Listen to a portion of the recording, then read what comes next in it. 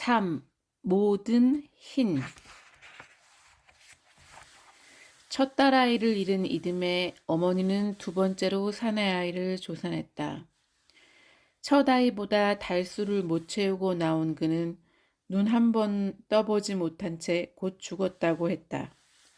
그 생명들이 무사히 고비를 넘어 삶 속으로 들어왔다면 그 후 3년이 흘러 내가 다시 4년이 흘러 남동생이 태어나는 일은 생기지 않았을 것이다. 어머니가 임종 직전까지 그 부스러진 기억들을 꺼내 어루만지는 일도 없었을 것이다. 그러니 만일 당신이 아직 살아있다면 지금 나는 이 삶을 살고 있지 않아야 한다. 지금 내가 살아있다면 당신이 존재하지 않아야 한다.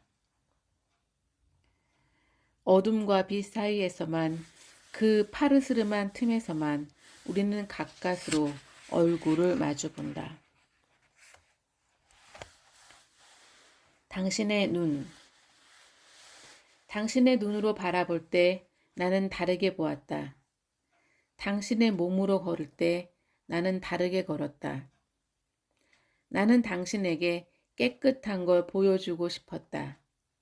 잔혹함, 슬픔, 절망, 더러움, 고통보다 먼저 당신에게 많은 깨끗한 것을 먼저. 그러나 뜻대로 되지 않았다. 종종 캄캄하고 깊은 거울 속에서 형상을 찾듯 당신의 눈을 들여다봤다. 그때 그 외딴 사택이 아니라 도시에 살았더라면 어머니는 성장기의 나에게 말하곤 했다. 구급차에 실려 병원에 갈 수 있었더라면, 당시 막 도입되었던 인큐베이터에 그 달떡 같은 아이를 넣었더라면, 그렇게 당신이 숨을 멈추지 않았다면, 그리하여 결국 태어나지 않게 된 나 대신, 그리하여 결국 태어나지 않게 된 나 대신 지금까지 끝끝내 살아주었다면, 당신의 눈과 당신의 몸으로 어두운 거울을 등지고 힘껏 나아 주었다면, 힘껏 나아가 주었다면,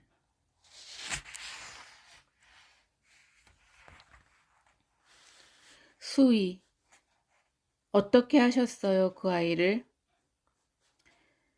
20살 무렵 어느 밤 아버지에게 처음 물었을 때,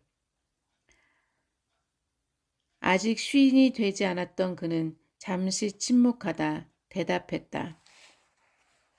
겹겹이 흰 천으로 싸서 산에 가서 묻었지.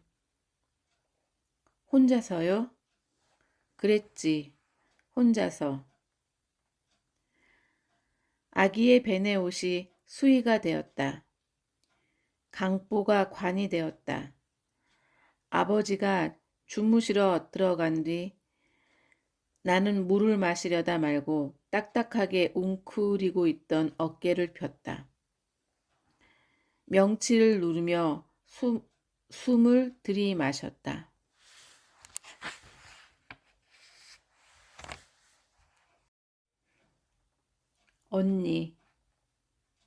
언니가 있었다면 생각하던 어린 시절이 있었다. 나보다 꼭 한 뼘 키가 큰 언니. 보풀이 약간 일어난 스웨터와 아주 조금 상처가 난 에나멜 단화를 물려주는 언니. 엄마가 아플 때면 코트를 걸치고 약국에 다녀오는 언니. 쉿, 조용조용히 걸어야지. 자신의 입술에 집게손가락을 대며 나무라는 언니. 이건 아주 간단한 거야. 쉽게 생각해봐. 내 수학 문제집 여벽에 방정식을 적어가는 언니. 얼른 암산을 하려고 찌푸러진 이마. 발바닥에 가시가 박힌 나에게 앉아보라고 하는 언니. 스탠드를 가져와 내 발 언저리를 밝히고 가스렌지 불꽃에 그슬려 소독한 바늘로 조심조심 가시를 빼내는 언니. 어둠 속에 웅크려 앉은 나에게 다가오는 언니. 그만 좀 해. 네가 오해한 거라니까. 짧고 어색한 포옹. 제발 일어나. 밥부터 먹자. 내 얼굴을 스치는 차가운 손. 빠르게 내 어깨에 빠져나가는 그녀의 어깨.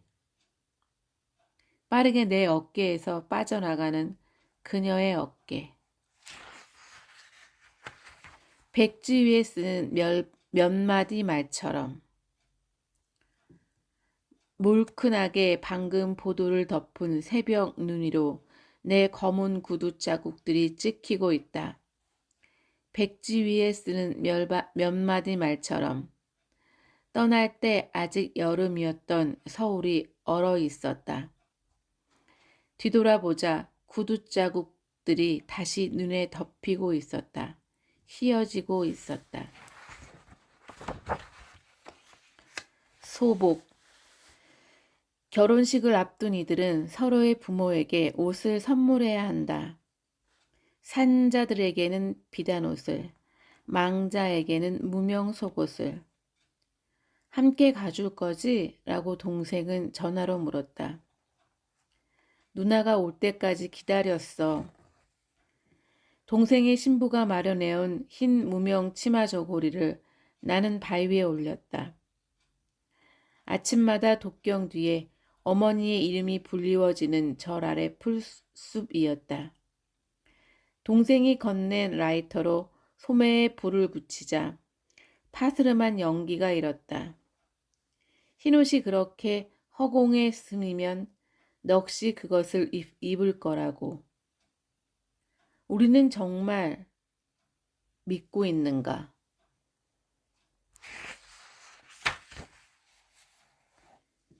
연기. 입을 다문 채 우리들은 끈질기게 바라보고 있었다. 거대하게 부푼 잿빛 날개 같은 연기가 허공에 스미고 있었다. 사라지고 있었다. 삽시간에 저고리를 태운 불이 치마로 타들어가는 것을 나는 봤다. 무명 치마의 마지막 밑단이 불꽃 속으로 빨려 들어갈 때 당신을 생각했다. 당신 올 수 있다면 지금 오기를. 연기로 지은 저 옷을 날개옷처럼 걸쳐주기를. 말 대신 우리 침묵이 저 연기 속으로 스미고 있으니 쓴 약처럼 쓴 차처럼 그걸 마셔주기를.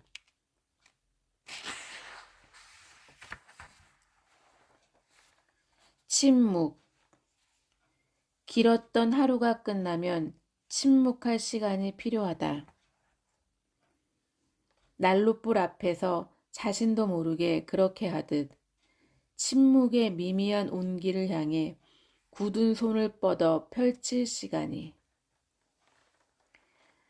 아랫니. 언니라고 부르는 발음은 아기들의 아랫니를 닮았다. 내 아이의 연한 잇몸에서 돋아나던 첫잎 같은 두 개의 조그마니. 이제 내 아이는 자라 더 이상 아기가 아니다. 13살 그 아이의 목까지 이불을 끌어올려 덮어준 뒤 고른 숨소리에 잠시 귀 기울이다 텅 빈 책상으로 돌아온다.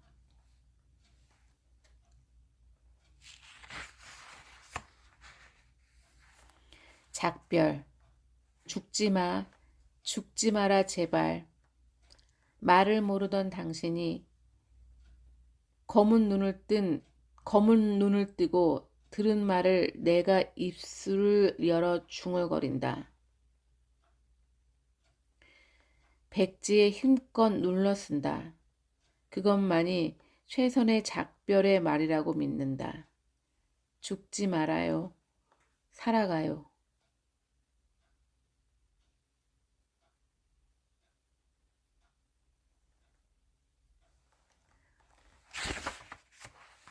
모든 흰. 당신의 눈으로 흰 배추 속 가장 깊고 환한 곳, 가장 귀하게 숨겨진 어린 잎사귀를 볼 것이다. 낮에 뜬 반달의 서늘함을 볼 것이다. 언젠가 빙하를 볼 것이다. 각진 굴곡마다 푸르스름한 그늘이 진 거대한 얼음을 생명이었던 적이 없어 더 신성한 생명처럼 느껴지는 그것을 올려다 볼 것이다. 자작나무 숲의 침묵 속에서 당신을 볼 것이다. 겨울 해가 드는 창의 정적 속에서 볼 것이다. 비스듬히 천장에 비춰진 광선을 따라 흔들리는 빛나는 먼지 분마들 속에서 볼 것이다. 그 모든 흰 것들 속에서 당신이 마지막으로 내쉰 숨을 들이마실 것이다.